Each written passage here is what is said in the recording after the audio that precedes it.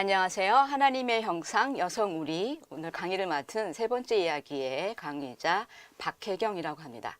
네, 저는 대만에서 왔고요. 여러분들 만나게 되어서 너무너무 반갑습니다. 오늘 이야기는 여성, 언약의 주인공들이라는 제목이 되겠습니다. 저희가 처음 시작하는 파트는 생각열기라고 하는 파트인데요. 하나님의 언약은 과연 무엇일까요? 네, 하나님의 언약은 축복과 대화의 통로라고 말씀드릴 수 있겠습니다. 저희들이 보통 얘기하죠. 아브라함의 언약, 노아의 언약, 그리고 다윗의 언약. 이 세 가지 언약들이 보통 전통적인 그런 언약이라고 말씀드릴 수 있겠는데요. 아브라함은 자손을, 또 노아는 자연을, 다윗은 사회나 왕권에 대해서 언약을 하나님으로부터 받았습니다. 그런데 저희가 성경을 좀 더 자세히 읽어보면 언약의 여성들을 만날 수 있습니다.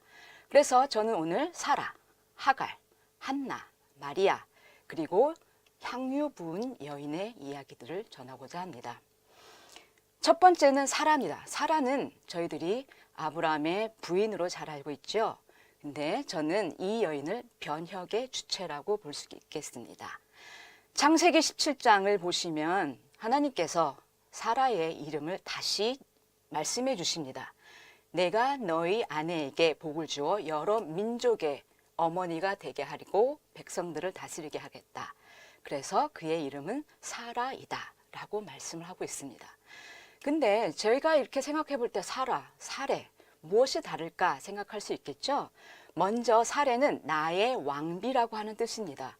나의 왕비는 이 나는 바로 누굴까요? 네, 물론 남편 아브라함이 되겠습니다.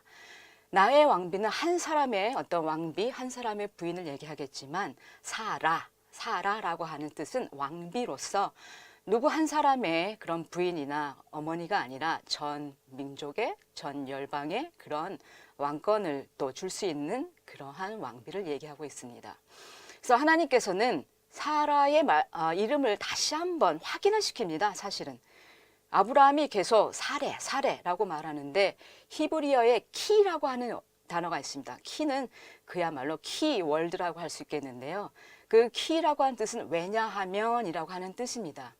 즉 아브라함은 계속 사레라고 하는 이름을 잘못 불러왔고 사라가 원래 맞는 말이기 때문에 하나님께서 왜냐하면 그는 사라이기 때문이다. 그러므로 나는 그와 그녀와 언약을 맺겠다. 그렇게 말씀을 하고 있습니다.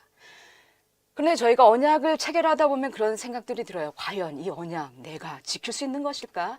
아브라함처럼 생각할 수 있겠죠. 아니, 난 100세나 됐는데 아이고 우리 부인은 90세나 됐는데 무슨 저희에게 아기가 있을까? 자손이 있을까? 그런 생각들 하기 쉬운데요. 사실은 그렇지 않습니다. 하나님께서 주신 언약은 나에게 있어서 가장 필요한 것으로, 그러나 어찌 보면 가장 취약하고 가장 약한 곳, 그곳을 통해서 언약을 맺길 원하십니다. 저희들의 생각으로는 도저히 생각할 수 없는 그러한 언약이 되겠습니다. 자, 그렇다면 두 번째 여인은 저희가 볼 수 있는 여긴 바로 하갈입니다. 하갈을 저는 최초의 신학자라고 부릅니다. 사실은 이거 저 혼자 부르는 말 아닙니다. 다른 여러 학자들께서도 이렇게 부르고 있습니다. 최초의 신학자라고 하는 이야기는 무슨 뜻이냐면요. 신학자들은 그래요.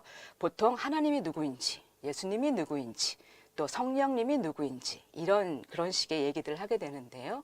하갈이야말로 처음으로 하나님을 만난 다음에 엘로이 하나님이라고 이름을 불렀습니다. 보시는 것처럼 창세기 16장 13절을 보시면 주를 보시는 하나님이라고 이름 지어 불렀다라고 그렇게 말을 하고 있습니다. 그렇게 봤을 때 정말 대단하지 않습니까? 여러분들 잘 아시는 모세, 그도 누가 누구인지 몰라서, 누가 하나님인지 몰라서 하나님 당신은 누구입니까? 이름을 알려주십시오 라고까지도 그렇게 얘기를 하였습니다. 그럼에도 불구하고 하갈은 저희가 생각할 때 어떻게 생각하세요? 아브라함의 종이다, 사라의 여종이다 이렇게 생각하지만 하갈이라고 하는 여인이 정말로 엘로이 하나님을 불렀습니다. 이런 상황 속에서 근데 그의 하나님을 부르는 그 심정이 사실은 그렇게 간단하거나 쉽지만은 않았습니다. 왜냐하면 여러분들 너무나 잘 아시는 얘기죠. 사레가 하갈을 아브라함의 부인으로 주면서 아기를 갖길 원하며 자손을 계속 연결시키기를 원했었죠. 그때 바로 하갈, 사레, 아브라함 그들의 모든 관계들이 꼬이게 되고 그들의 관계가 정말로 우리가 상상할 수 없을 정도의 심각한 문제들을 나오게 되겠죠. 그 문제 중에 하나가 뭐냐면 바로 어떻게 생각하면 그 당시의 문제이기도 한데요. 여러분들 하무라비 법전을 들어보셨을 거예요. 이에는 이, 눈에는 눈 이런 동의보복법의를 얘기하고 있는 이 하무라비 법전을 보면은 그때 당시에도 이미 어떤 그 대리모를 통해서 아기를 낳을 경우에 어떤 식의 해결들을 해야 되나 그런 이야기들을 하였습니다. 따라서 하갈이 나는 아들을 낳았으니 내 모권을 주장하겠다. 네, 이해가 갑니다. 사레 역시 아브라함의 부인으로서 나는 법적으로 또 부인이다 생각할 수 있습니다. 그리고 또 하갈이 자기가 잉태한 것을 알자 사레를 약간 멸시하였다 이런 식으로 얘기를 하고 있었죠. 그런 얘기들은 그래요. 심리적으로 또 어려운 상태를 분명히 볼 수가 있겠습니다. 그리고 아브라함 역시 어떻게 할 바를 몰라 그냥 침묵을 지키고 있을 뿐입니다. 그래서 저희들이 볼 때 이 세 명의 어떤 관계들이 어떻게 이렇게 어려울 수 있을까라고 생각하는데 사실은 그 당시나 또 지금이나 많은 어려움들을 다시 보여주고 있습니다.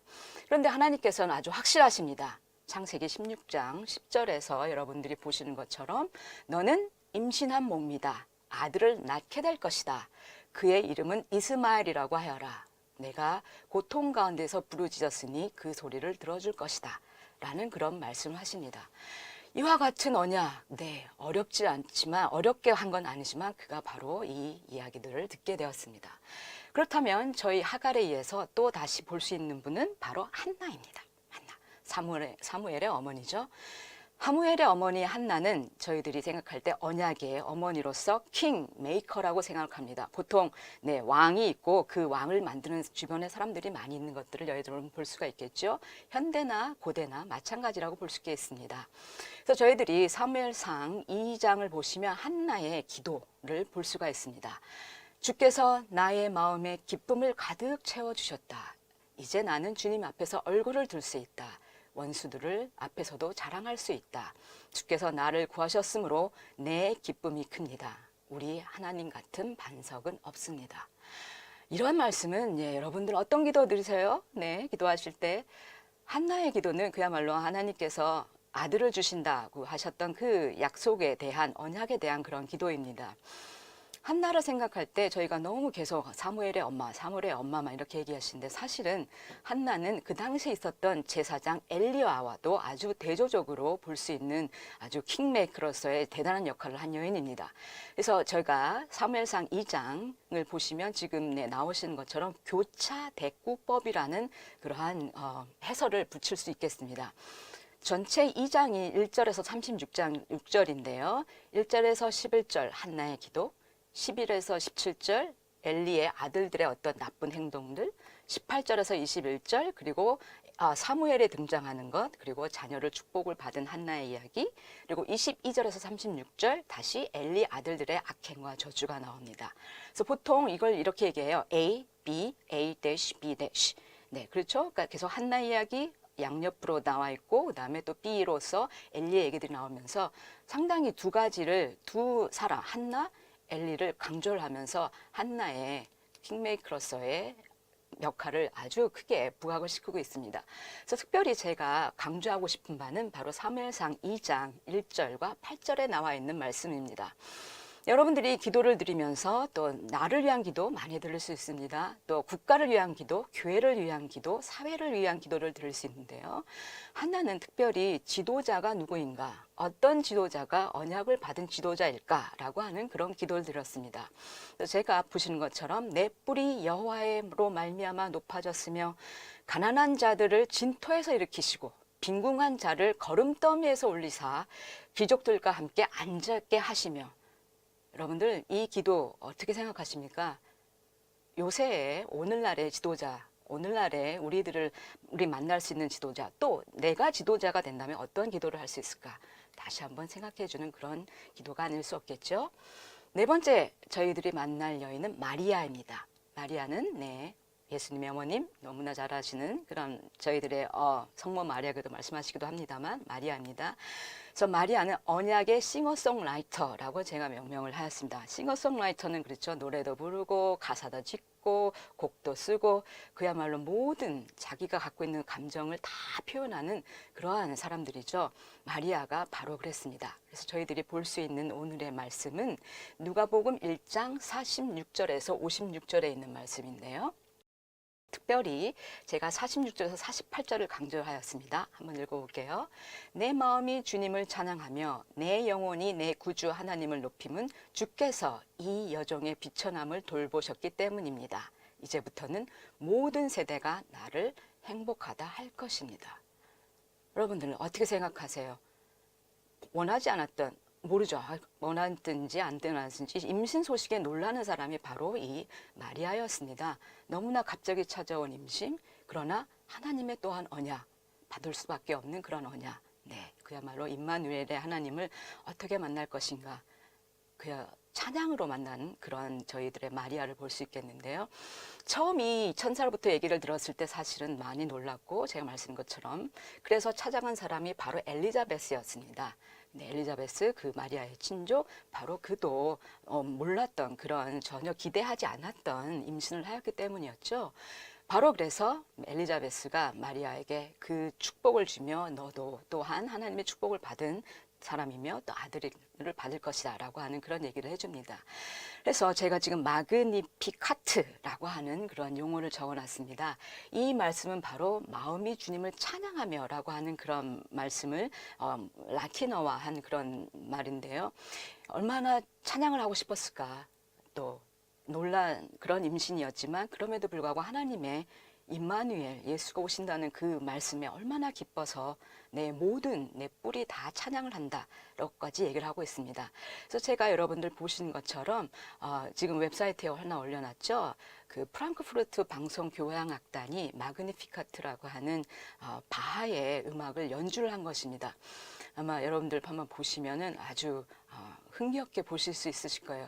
임마누엘 아임이라고 하는 분이 여성 지휘자세요. 그래서 제가 일부러 이분을 소개를 해드리려고 하는데 남성 지휘자들 분과 이렇게 조금 비교를 하시면 이분은 되게 액티브하게 막 지휘하시는데도 아주 액티브하게 정말로 끌어나오는 그런 마리아가 느꼈을 만한 그런 기쁨의 그런 말씀처럼 이 곡을 연주를 하고 있습니다. 그래서 여러분들 한번 들어보시면 좋을 것 같겠습니다. 그렇다면 이제 저희가 벌써 마지막 여인을 볼 시간이 되었네요. 향유 부인 여인이라고 하는 말씀을 드리고 싶습니다. 이 여인은 제가 기억 속의 그녀라고 하는 제목을 잡아봤습니다. 언약을 받은 많은 여인들이 그나마 저희가 말씀드린 것처럼 사라, 하갈, 한나, 마리아 다 그래도 이름은 있었습니다. 저희들이 다 전해 듣고 있죠. 그러나 이 여인은 이름도 없는 여인입니다. 그러나 예수님께서 정말로 칭찬을 하셨으며 그를 통해서 그가 기억될 것이다 라고 하는 그런 말씀까지 해주시는 아주 칭찬받은 여인입니다. 그래서 여러분들에게 이 향유 부인 받은 여인의 어떤 언약인지 한번 찾아보도록 하겠습니다. 마가복음 제가 14장 3절에서 9절을 말씀드렸는데요. 그 중에서도 특별히 마지막 절 9절 예수님의 말씀입니다. 내가 진정으로 너희에게 말한다. 온 세상 어디든지 복음이 전파되는 곳마다 이 여자가 한 일도 전해져서 사람들이 이 여자를 기억하게 될 것이다. 어떻게 생각하세요? 여러분들의 이름 몇 년 후에 여러분들 돌아가신 후에 좀 비유가 좀 너무 지나친 것 같지만 어쨌건 내 이름이 몇 년 후까지 기억될 수 있을까 생각할 수 있는 그런 질문 아닐까요? 복음서의 이 여인 이름이 없습니다. 그럼에도 불구하고 지금 보시는 것처럼 마태복음, 마가복음, 누가복음, 요한복음 이 4복음서에서 모두 이 여인의 이야기를 기록하였답니다. 특별히 마태복음, 마가복음, 누가복음을 저희들이 공간복음이라고 얘기를 하는데요. 공간복음이라고 얘기하는 건 뭐냐면 이렇게 모든 얘기들이 비슷한 얘기들이 많이 나와 있기 때문에 이름을 지었습니다. 그런데 여러분들 새 공간복음에 모든 얘기가 다 나와 있는 거 아닙니다. 잘 아시는 것처럼 마가복음에는 예수님의 탄생 이야기 나와 있지 않습니다. 예수님의 어려서의 그런 얘기들. 그만큼 각각의 복음서 저자들이 그들이 갖고 있었던 또 그들이 믿었던 바를 적게 되고 저희들에게까지 전수를 해주고 있는데요. 이 운명, 이름이 없는 여인은 모두 다 기록을 하고 있습니다. 얼만큼 하나님의 또 예수님의 그런 기억을 받아야 될 여인인지를 저희들이 잘 알 수가 있는 파트입니다. 그래서 제가 예수님의 칭찬하신 바를 세 가지로 요약을 하였습니다. 첫 번째는 언약의 모범, 두 번째는 믿음의 모범, 세 번째는 신뢰의 모범입니다. 이렇게 잡은 이유 중에 하나는 뭐냐면요. 아까 말씀드린 것처럼 네 가지의 그 사복음서에서 다 얘기가 나오는데 사실 다 달라요. 뭐 여인의 이름이 나오기도 하고 가룟 유다가 나오기도 하고 이름 없는 제자들이 나오기도 하고 다 다릅니다. 그럼에도 불구하고 말씀드릴 수 있었던 것들은 무엇이냐면 바로 이 여인이 누구도 준비 안 하지 않았던 예수님의 장례를 준비하였고 또 그 장례를 준비하는 상황 속에서 본인이 갖고 있었던 죄사함을 받기를 원하였고 그래서 예수님께서 내 믿음을 구원하였다라고도 말씀하셨고 또 가룟 유다 네, 예수님을 바로 팔게 된 배반한 그러한 가룟 유다임에도 불구하고 그 가룟 유다가 이 여인을 잘못 얘기합니다. 왜 이렇게 허비를 하냐고. 네, 바로 가룟 유다와 대조적인 그런 얘기를 바로 하게 되는데 그로 인해서 저는 신뢰의 모범을 가진 여인이라고 하겠습니다. 자, 오늘 이렇게 또 좀 저희들이 세 번째 이야기로서의 언약의 이야기를 나눠봤는데요. 여러분들 제가 짧은 강의 시간이었지만 어떻게 생각하셨습니까? 제가 세 가지 질문만 간단하게 다시 여러분들에게 드리고 싶습니다. 여러분들 자신을 어떻게 스스로 소개하고 계십니까? 보통 뭐 누구의 어머니, 누구의 부인, 또 누구의 딸, 뭐 이렇게 얘기하기가 쉽죠. 그런데 정말로 자기 이름만 가지고 어떻게 설명을 할 수 있을까? 나는 누구인가? 사례가 아니라 사라이다 라고 하나님이 여러분에게도 말씀하실 수 있습니다.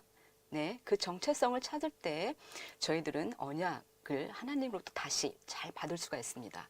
그 점을 여러분들이 한번 생각해 보시면 좋겠고요. 그 다음에 하갈이 만났던 엘로이 하나님, 나를 살피시고 살아계신 하나님이라는 그런 말씀입니다. 여러분들 여성 우리라고 하는 말씀들을 드렸죠. 저희들의 바로 여성 교재의 이 기독 여성 교재의 책 제목인데요. 살피시는 엘로이 하나님, 정말 나의 어떤 부분까지 또 나의 내가 누구인지까지를 살피실 것입니다. 그래서 여러분들 만나신 적이 있다면 주변 분들과 한번 또 이렇게 나눠보시는 시간 가졌으면 좋겠습니다. 그리고 마지막으로 제가 드리고 싶은 말씀은 한나의 기도입니다. 네, 말씀드렸던 것처럼 나를 위한 기도, 가족을 위한 기도, 네, 열심히 하셔야 될 가족들의 어떤 기도 제목 중에 중요한 제목입니다. 네, 또 그 외에도 또 타인을 위한 기도, 중보 기도라고 보통 얘기들을 많이 하죠.